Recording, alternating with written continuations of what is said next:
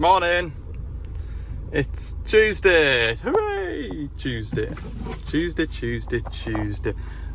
First job is get a bit of diesel. I should have put a splash of AdBlue in the van, but I haven't. And then I'm going to a solar 140. It spat all its coolant out on Friday, and I think it sounds pretty expensive, to be honest with you. I do. So we're going to go and have a look at it. I need to put some diesel in the van, and then we'll go and find it. Well, this is nice, isn't it? Look. Oh God. Right. Story with this is, it was running and then it stopped, and when it stopped, whoever was on it noticed that it was overheating. It wouldn't restart, but then it did restart after he left it for a bit. Started and ran, and then stopped again, and at some point there was coolant pouring out the bottom of it, and now they can't get it to restart again. But they've also introduced air into the fuel system. I've just checked, I've been up top, as you can see, lid's open. There's no coolant in the radiator. There is thankfully no belly plate at all on this machine, look. So bottom radiator pipe there is damp with coolant.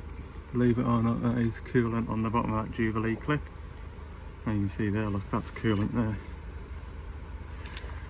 But I can't see it split anywhere.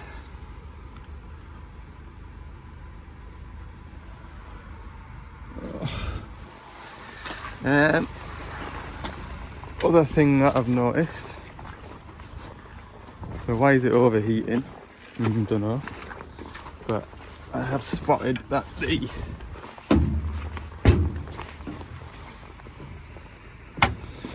fan belt isn't particularly tight.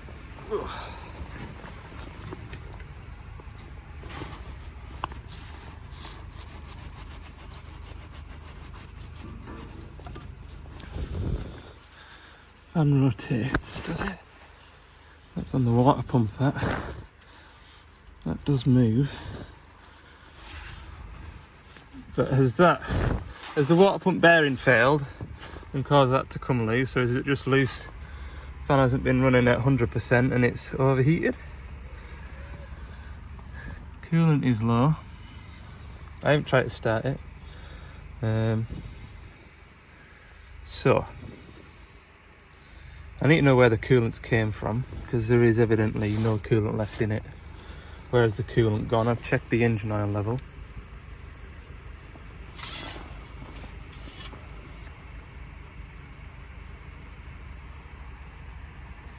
Which is okay.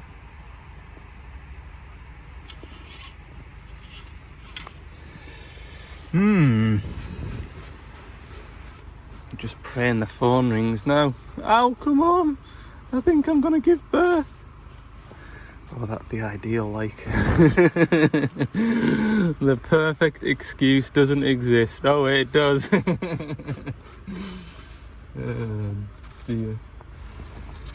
I mean, I think I'm gonna loosen the belt off even more, check the water pump bearing assembly, and then fill it with coolant, retension the belt, try and get it to start. If I can get it to start, we'll run it up and monitor the coolant temperature. That's the plan of action. There's a little bit of play on that pulley, but not enough to make me think, yep, that has definitely caused that belt to go as slack as it has. So I think the belt was just slack. Right, I'll put some tension on the belt now. Oh, I'll tell you what, you don't half appreciate a blooming spring tension pulley.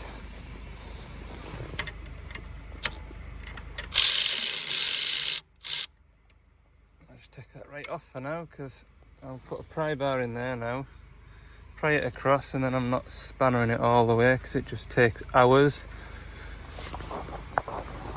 Yeah, I think that's a fairly new belt as well. Where did I see the... You still see all the... You can't there.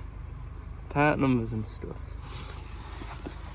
I think it's a fairly new belt. I just don't think it's the correct belt because look how much I've got left on there. About 4 threads. And that's the belt. Nicely tensioned there. I don't honestly think that this is as straightforward as a loose belt and a fan not turning 100% speed. Just got a horrible feeling. Just the way it cut, apparently it cut out. I mean, that could also be a separate problem. That could be fuel, couldn't it? But I just don't think I'm gonna be that lucky today. Right, I'll grab a funnel. I'll put some coolant in it and then kindle it up and see what happens. That's 20 litres in.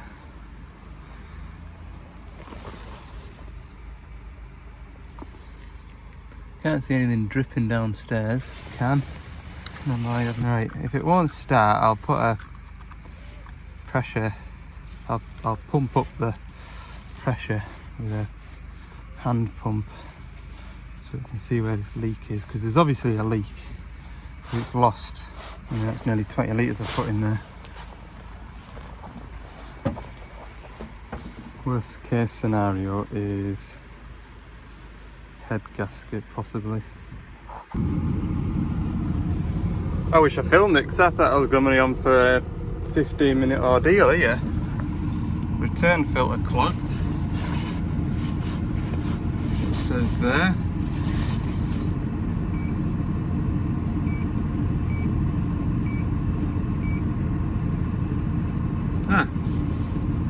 Battery's only charging, the battery's only doing 21.8 volt according to this. I'll get my multimeter. Oh, there's a bit of...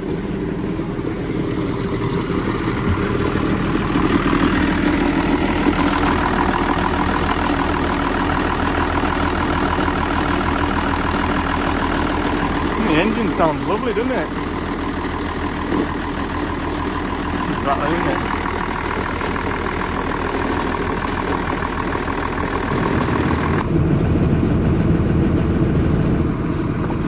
I'm getting 22 volts down here.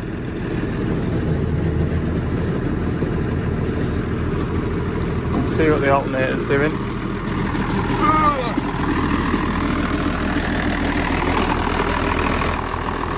Yeah, I've got 26 volts at the alternator, so all them battery leads and everything need cleaning up. Because what I was wondering was, this has got like a stop-start cable, so when you turn the ignition on, there's a motor that pulls the cable down there. Show you? That's cable at the bottom. I think it is, no. No, which cable is it? The cable to rev it up and the cable for it to motor, but anyway. You'll have a live to it to start and run the machine, and then if power disappears, then the machine will switch off, and I just wonder whether... I mean, it was during the day, to be fair, on the telephone, so I would imagine all the lights and everything went on. I haven't got any white smoke coming out of here, which is a good thing. Just need to get it up to temperature now and see where and why it was... Where's all the coolant come from? There's a heater hose that goes through the cab. There's 2 taps here. These are your heater hoses. So I would imagine that coolant leak has stopped now. It could be that, well, that pipe's been running away all day long. The machine's got to overheat. I don't know with these old machines whether they do have a built-in function, machine's overheating so it switches itself off. It's not before my time, this sort of machine. I was an apprentice when these were kind of getting phased out.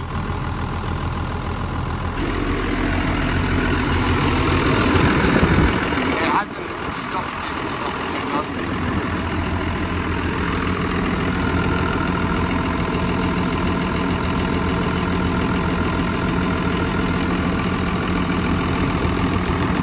The more you look, the more you don't want to see. You really don't. Right, let's have another nosy over. So we'll jump in the cab, see what temperature we're up to now. Well, I've been having it running now for half hour. I've been loading the hydraulics up.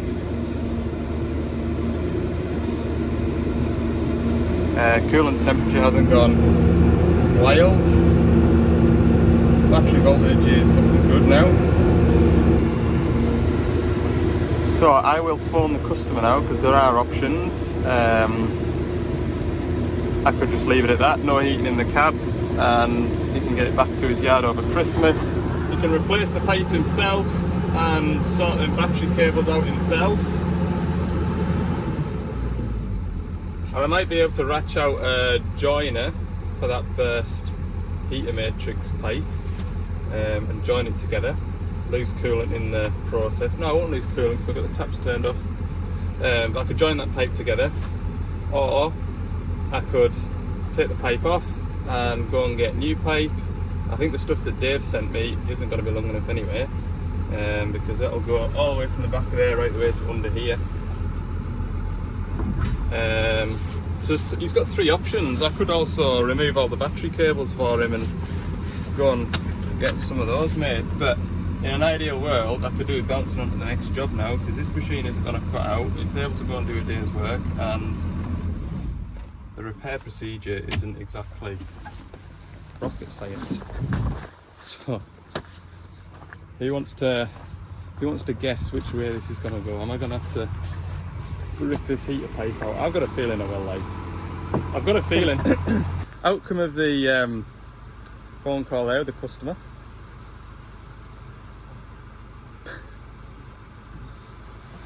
We'll try and join that bit of heater hose. I think I've got a joiner that might work, which I do use for other jobs if I can find it.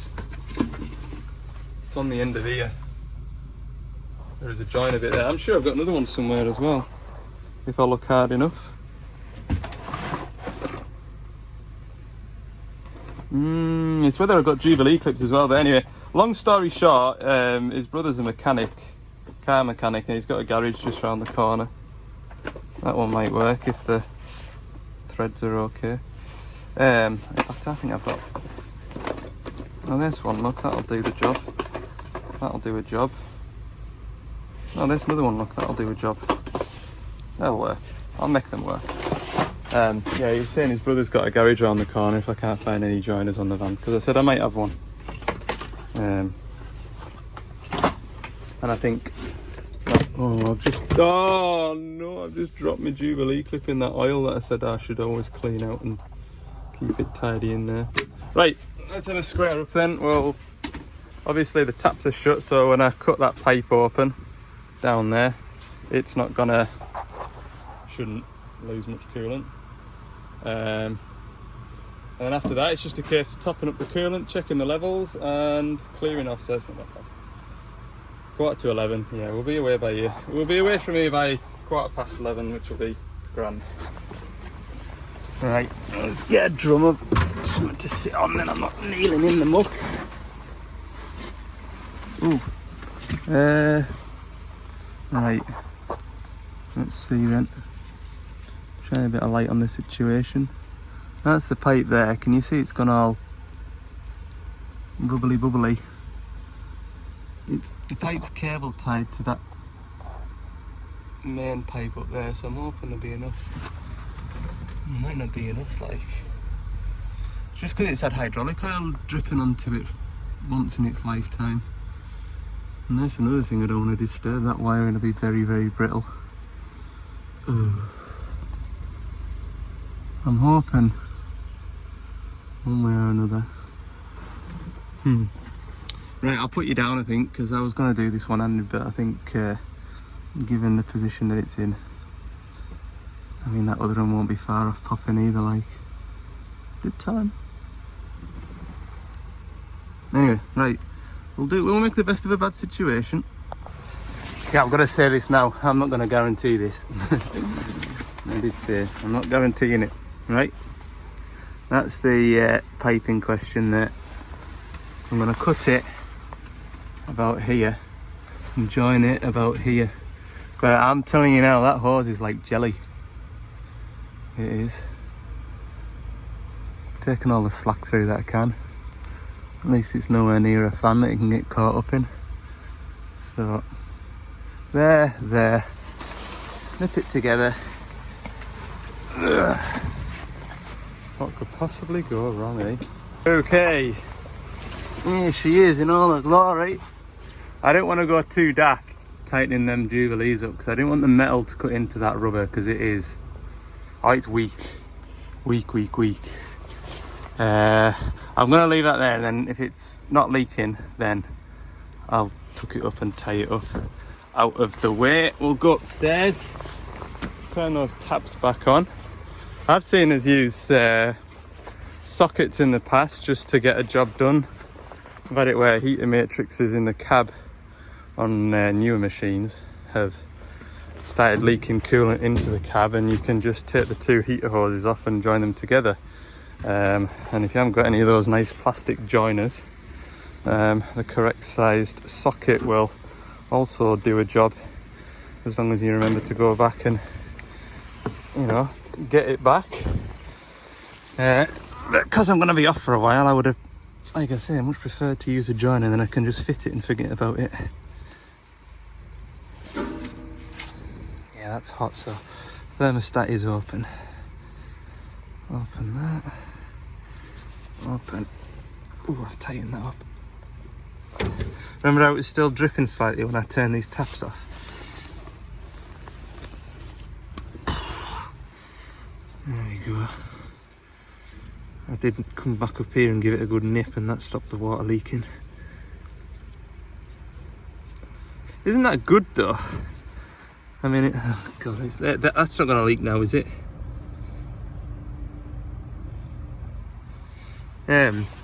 Yeah, I don't know why they added the ability to turn the coolant off to the cab.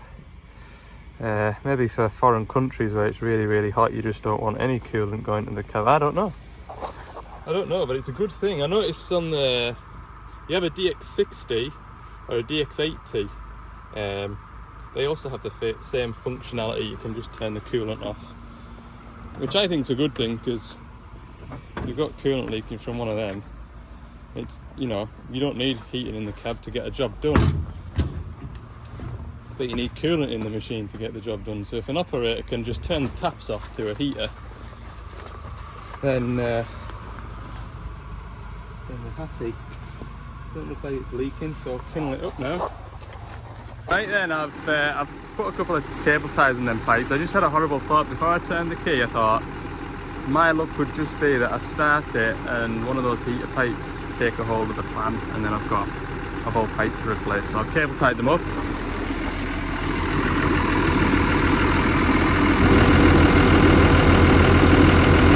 No tricky yet. I'll turn the heat. Well, I think the heat's already up in the cab. I just need to turn the fan on. I turned it on earlier to see if the fans actually worked, because I thought if the fans in the cab don't work, then there's absolutely no point in even making a repair, because what's the point? But they do. And when I turned the fans on, I got a face full of dust and rubbish out of that vent there, so that was a treat. But yeah, we'll shut the door, make sure everything gets warm. I'll pack the tools up.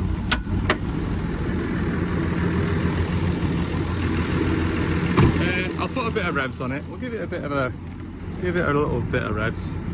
Don't need it bouncing off the limiter. There we go. 1200 RPM.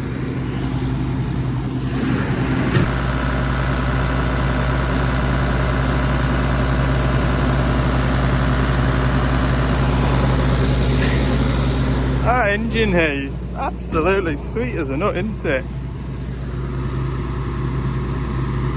Magnificent. Well, that's it. Pipe ain't leaking. I've tucked it up out of the way. So this fella that owns this digger, he's had it for about 9 years now. I remember when he got it, well, I didn't have a belly plate on it then, but it was in a lot worse condition. And I got it all painted up, and it looked well, to be fair. It really did, like properly blasted and painted, and it did look like a new machine. And like I say, he's had it about 8 or 9 years, but I think he's got an emotional attachment to it, because it was his first big machine that he got, and it still goes out and does a day's work. But every time I go to it, I think, is this the time I'm going to give him bad news about his pride and joy? And coming out to this, the way he explained it over the phone, and it chucked the bottom radiator hose off, and it was cutting out, and I was saying, oh god, sounds like it could be a head gasket, worst case scenario, and all this carry on. And yeah, lives to fight another day, look. So anyway, right, we'll get going. Right then, it's 12:30ish. I've got this bobcat to look at. Well, not particularly the bobcat, but the hitch. There's a metal pipe snapped here and here. I think a stone got in there or something, from what I can gather. So I've got a new ram to fit. Now, although it's got a bobcat logo on it and a bobcat thing here, it is a geeth hitch. It's a geeth hitch with a bobcat logo on it. So I'm just in the process now of trying to remember how these come apart. I'll be honest with you, it's a blooming jigsaw puzzle. It really, really is. So what we've got is a roll pin in the middle of here, which will then allow the tongue to come down, and then another roll pin, I think, to get that one out once the tongue drops down. And we need that out the way to get the ram out. Then down here, I've got a roll pin either side of here which holds the ram on. So the roll pin goes between here like that, which holds the ram in at that end. To get that ram, to get those roll pins out, we need this tongue in the open position. We can't open it because there's no pipe here, or if we did, it would just squirt oil everywhere and it wouldn't hold in position. So I'm hoping I can take that out of there, and then we've just got the tension of these springs to work against. I don't know. Hey, I'm just making it up as I go along. Like, I don't do enough with them to be like, yep, I know what I'm doing. The only reason why I'm doing this is kind of like an extra job that I said I'd try and squeeze in before I went on holiday, because he phoned us yesterday saying he's struggling to get someone to come and fit this ram. That ram's been on order for about 4 weeks. This machine was parked up and I was at his DX55. But anyway, struggling to get anybody to come and do it, so I says, well, if that solo 1:30 job goes to plan, I'll have an afternoon. And here I am. So let's do it. I'll try and get that blue spring compressed. So I think if I tighten that bolt up, that'll compress this spring. I should be able to get that off and out the way. Right, spring out the way. I'm going to take these pipes off and dangle them out my way. And then I'm sure there's like rubber blocks that are held in with these green springs, so I need to get these green springs out. But I seem to remember there's some sort of way of taking the pressure off them as well, to be fair. I think to get this ram out, I need to literally take everything off the hitch, from what I remember. I mean, bloody heck, I did one of these at the start of the year, didn't I? Or something similar. Oh, I did. I remember it being hard work. Right, pipes removed. The next thing I need to do, I think, is compress this ram.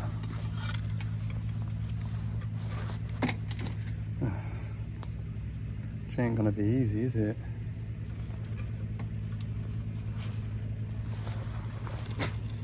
Because I'm pushing against fresh air.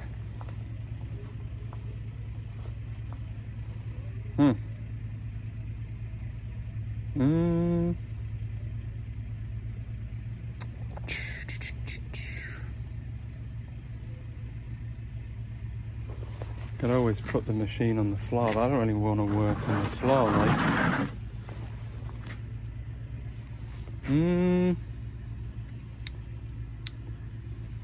I'm sure there's some of you going, it's easy, man, you do this, you do that. I don't know how to take these out of here. I remember that being a bit of an unknown.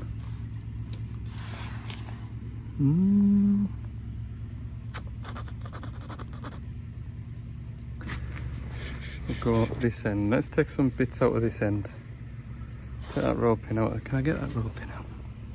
Yeah, that roll pin should come out. Yeah, I can feel it there.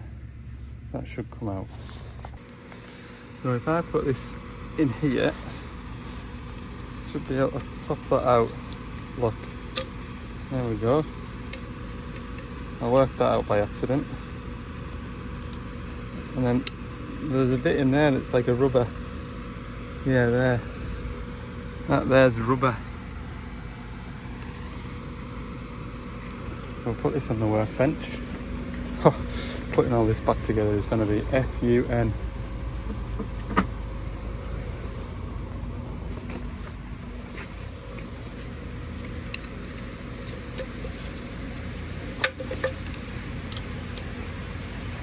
You can wiggle this out of here.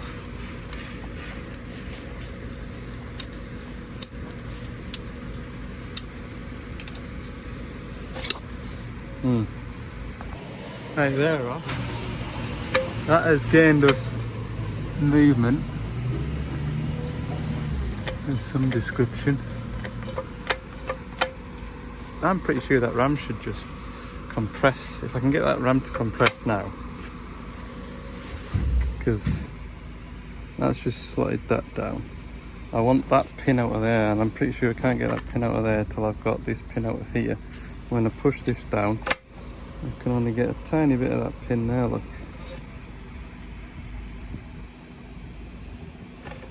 I'm telling you, man. Why did I think there was a roll pin that held this? I don't know. I don't know why I thought there was a roll pin that held that. I just thought I'll just give it a little tap just to make sure.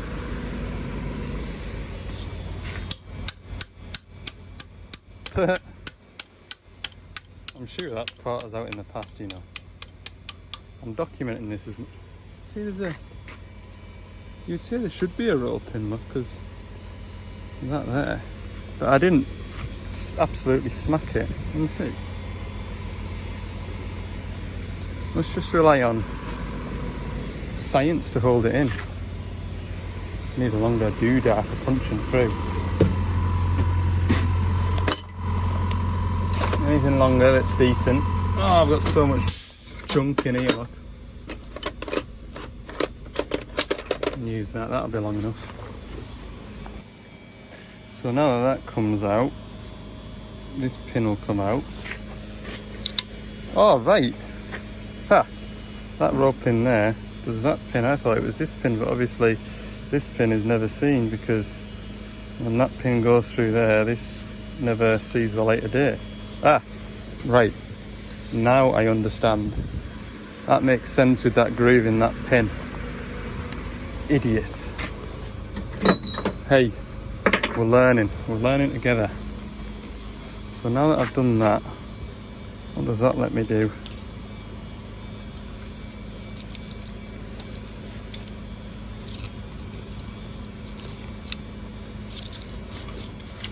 They come out of there. I remember last time I did one of these, I struggled to put it back together after because it came apart and I didn't pay attention, hence why I'm filming this. I think I want to keep this. Do I want to keep that in there? Oh, it doesn't want to go in from that side. It goes in from that side though. Okay, so the conclusion I've came to, I've taken that tongue out. The conclusion I've came to is that ram still needs retracting. That ram shouldn't be that difficult to retract. I can't retract it because the pipe that retracts it is the one that's snapped. So I don't think the oil can get out of that ram because there's a valve in here. It's like a check valve. I guess if you bust a pipe it doesn't drop the bucket off. So I'm going to take that valve out of there and then hopefully we'll squeeze a little bit of oil out that ram. Right, that valve is removed and there we go. I knew that plumbing. I knew it shouldn't have been that hard to move. I knew it. Knew it. Right, I need to get him levered up a bit. Even comes with its own little drip tray, look. There we go. Right, now I can get these two roll pins out. That jar will drop off. I'll get all of that ram, pull it up and out. Pop these rubbers out at the same time. Swap it over. Now, that valve, you have a hell of a job when it's in situ, getting that valve out of there, because that pipe that is no longer attached to the machine gets in your way. So yes, but then if that pipe is attached to the machine, then you shouldn't have any issues using the machine to close the ram. And then what I did last time was I put a ratchet strap around here. So while the pressure was on, keep it like that, put a ratchet strap around it, switch the machine off, and then it's only the spring tension, but there's no springs trying to push it back down, so it's actually only gravity. So yeah, that's how I did it last time. Right, take them roll pins out. Right, roll pins are out. Okay, so now when I take this strap off here, yeah, every time I hit it with a hammer it dropped down. It was annoying me. I'll put this strap on. That should by rights just drop out, look. Yay! Magnificent. It literally is the last thing to come out. There's no quick ram changes on these, look. Right, that's all out. We'll throw it all back together now in reverse order. Although, yeah, that's what to do next, in it is rebuild it all back. It's just when I couldn't put those green springs in, I don't want it fully, I want it as close to the end of here as possible, otherwise you're just fighting the springs, aren't you? That's right. Okay.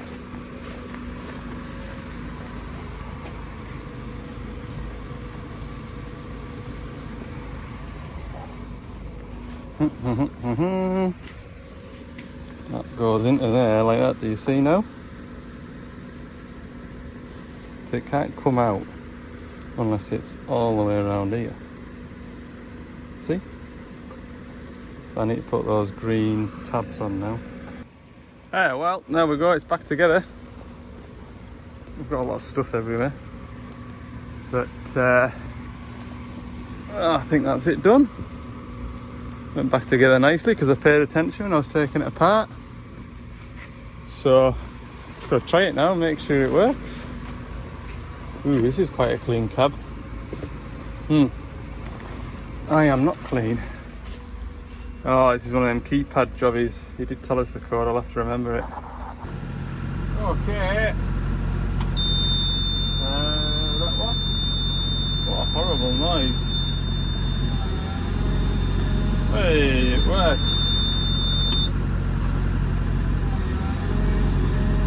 Beautiful. My work here is done. Well, nearly done. Tidying up to do, aren't I? If I open, hopefully, if I open this door, shepherd's pie cooking. Yum, yum, yum, yum, yum, yum, yum. Job, right, lunchtime and then back to the yard. It's 2:30. By the time I've eaten my lunch, it'll be 10 to 3 o'clock, something like that. And then back through to the yard, 3:30. So yeah, we'll just get loaded up for tomorrow rather than trying to sneak another service in. Yeah, because it's an hour up out of Carlisle anyway, so it'll be 4:30 before I get there. It'll be dark and there's no drama, no drama. I'll go and get that tomorrow morning. Get back to the yard for lunchtime. Have a good tidy up on the van. That would be nice. That is I'm saying it now, that's the goal. I'm gonna stop answering the phone at lunchtime tomorrow. Okay, good. 2 spare pipes for a quick hitch tomorrow. Service up on that shelf. Splash more engine oil because I don't think I'll quite have enough. And yeah, see you in the morning. Yeah, I'll be honest with you, I won't have any of this to deal with for a month. Good. What a way to finish, eh? Wouldn't it be just a shame if it was a nice frosty day with blue sky? I might be feeling a little bit guilty about not working for a month. That feeling's totally evaporated when I got in the van this morning. Hey man, it's a steady old road this. Oh yeah, and another thing as well, I remember yesterday I said, oh, from about lunchtime today I'm not going to answer my works phone. That rule still applies, but I did answer the phone at 5:30 last night and I've got another job to nip into, which is I'm going to be driving past the road end when I go back down to Carlisle, but don't know how much I'll be able to do, but at least I'll be able to have a look. I can have a look. We'll discuss that when we get there. I've got a feeling when I get to this 210, I'll put you lot on a time lapse and I'll breeze through this service. I think that'll be a good idea. Ha-ha! Let's do this! Digga, digga, digga! The X210. We'll get these hubs lined up. He's just off the hillside, so he hasn't had time to line these hubs up. Oh boy, we're going to need that, aren't we? Oh yes. Get that going. Pop that back up in there, it's rattled down. Okay.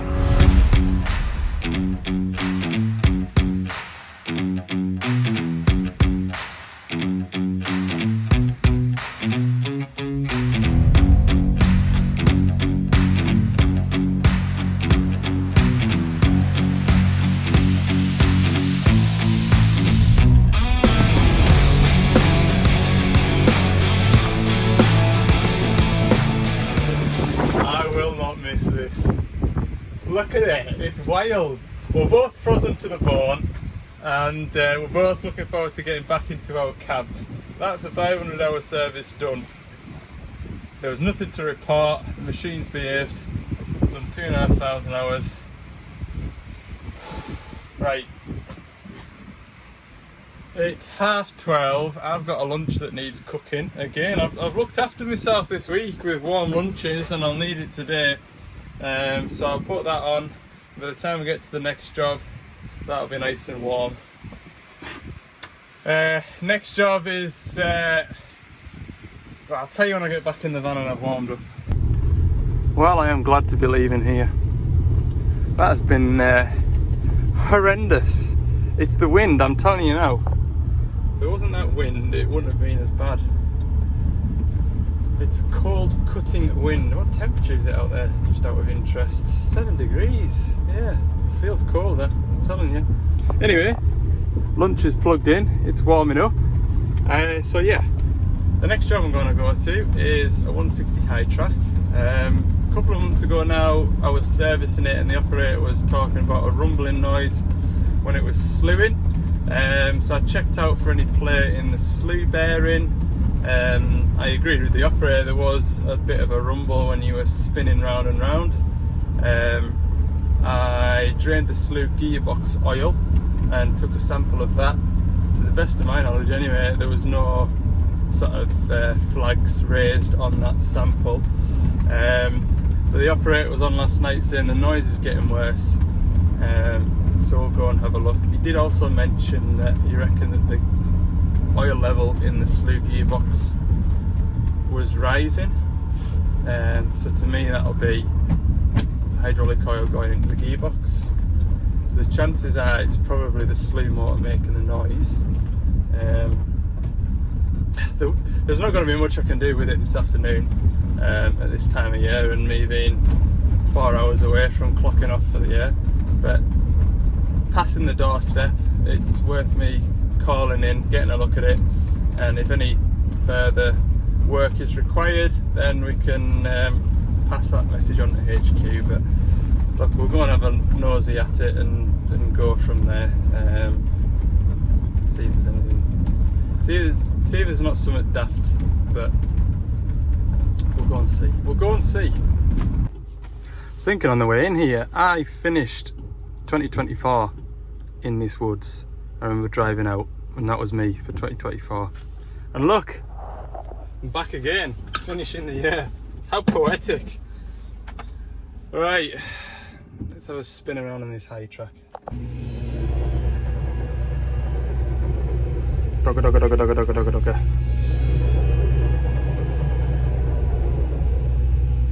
I think that's gearbox, you know.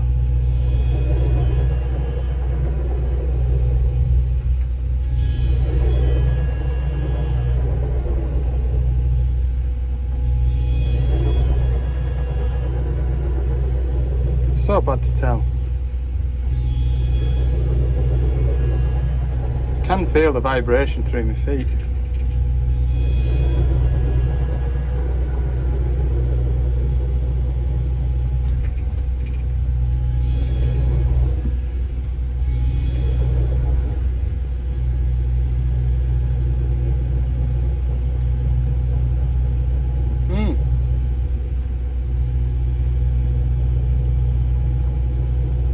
Definitely has developed since last time.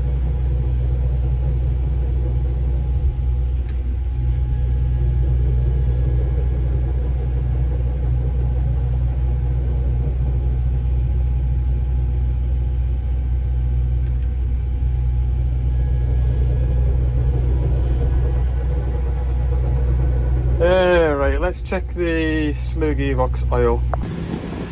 Right, I've got a diagnosis.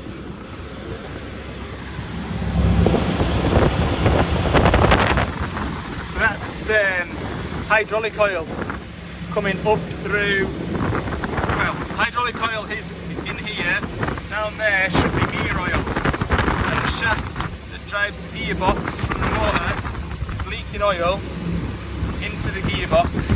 So it's filling the gearbox with hydraulic oil and it's coming up and out. Oh man. Right.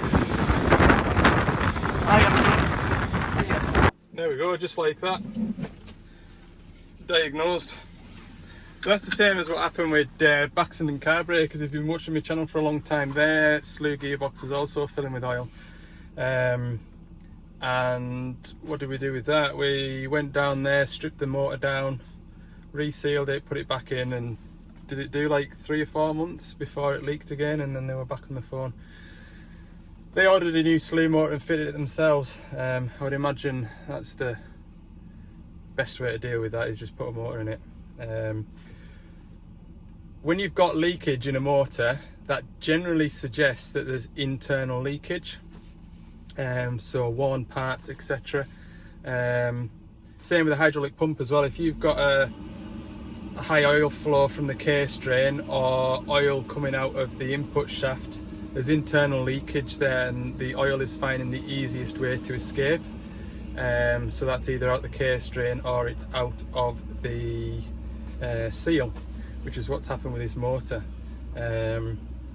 So you would, if you were really wanting to strip the motor down, you'd have to really look at what all's worn, and in this day and age it's often cheaper to fire a whole new unit into it. You've got peace of mind and that everything's right, but also you've got the labour involved in stripping it down and rebuilding it. I mean, when I was doing Baxton Carburetors, it took us an hour or so to get that motor out, and then it was 3 hours stripping it down and resealing it and putting it back in, whereas I would have that done in 2 hours. Turn up, pipes off. You've only got 5 pipes, 6 pipes to take off, a ring of bolts, pull it out, put the new one in, and it's done. You know, it's that easy. It is an easy job. You don't need another machine to lift a motor in, because they're about 45 kilos, something like that. So it is a bit of a lump, but it's not horrendous on that size of machine. So you know, the job takes you 2 hours. So there, right. I need to go back up to the top of the hill now, get some phone signal, make some phone calls, get price and availability of parts, and give the boss a heads up that this is going to be a job to do before Christmas, and I won't be doing it. And we're on the other side of the hill, both literally and mentally. It is 3 o'clock. I'm going to head through to the yard. We'll give this van a wash off, and I'll do paperwork and oil sample kits and all that carry on from my kitchen table tomorrow morning. I don't care anymore. So what I want to say to you all, as I finish this last live video for the year, thank you all for tuning in and watching these videos throughout the year. Thank you for all your kind words and messages of support and well wishes for the safe arrival of my new son, which is pretty imminent. I really do appreciate it. Everyone that's subscribed, supported the channel, and the regular commenters as well. I always see your name pop up on the phone, and I do genuinely look forward to reading what you've got to say. Helpful tips and constructive criticism is always welcomed. I hope you all have a great Christmas with friends and family. All the very best for the new year, and with a bit of luck, when we start doing some more live videos, we'll be out the worst of winter, and looking forward to a nice spring, summer, and some good jobs. I don't think this year has been particularly bad for work, or you know, difficulty wise. Normally I would say at the beginning of each year there's always going to be 1 or 2 jobs a year that get you stumped. You're kind of left feeling defeated and you just want to pack it all in. There's none of those sorts of scenarios that have sprung to mind. There's been challenges, whether it's been doing work in challenging weather conditions or doing work on challenging sites, etc. But it's been a good year for work. The biggest challenge for me this year has been that. That's been my biggest challenge this year, is working out of a spare van, trying to do work, not knowing when I'm going to get the van back, when it's going to be on the road, when it's going to be off the road. That has been the biggest challenge of the year. So yeah, just thinking now, there is one job that's got me beat, isn't there? That regeneration switch and that software update. I never quite got to that, which is a shame. But we'll have that to look forward to in the new year, unless HQ go and do it when they're passing. But I'll be sure to find out what the answer is with that. Right, very long exit to the video. Thank you all again for watching, and we'll see you in the next one.